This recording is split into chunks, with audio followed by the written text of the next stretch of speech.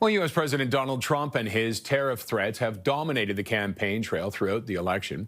CTV News U.S. political analyst Eric Ham joins us now for more on that. Eric, thanks as always for joining us. It's good to be with you. Thanks for having me. We're heading into the final stretch of the campaign up here. Do you think Trump will get involved yet again?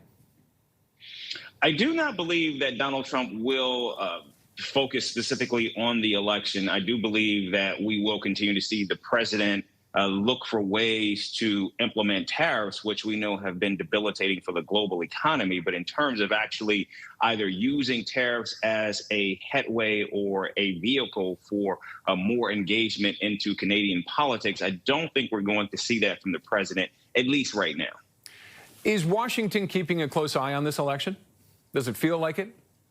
Oh, absolutely it is. This is definitely something that Donald Trump is going to be looking out for. But in terms of actually using any economic vehicles or attempting to try to use U.S. influence as a way to steer or somehow influence the election, I just don't think we're going to see that from the president.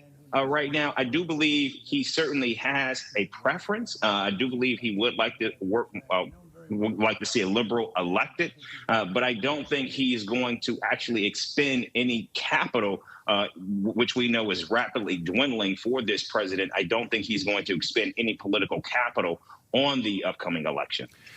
How does the next prime minister combat the issues that we're facing with the American president? I think this is going to be a very difficult slog for the incoming prime minister. Luckily, it's not your previous prime minister, who we know President Donald Trump has had a love-hate relationship with. But nevertheless, I think at the end of the day, what we do know is the Trump administration does want to see Canadian subservience. And so I think that is going to be the theme of for the relationship between the U.S. and Canada now through the end of Donald Trump's tenure.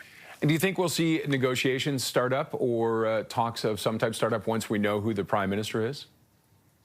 I don't believe President Trump actually sees that as a priority. And the reason being is because the president wants to see, I think, maximum economic pain for Canada, because I believe he thinks that can actually move Canada to becoming a 51st state. And so, sure, he will be willing to negotiate with much of the world, but he's not going to necessarily, I think, make a priority to do so with Canada specifically.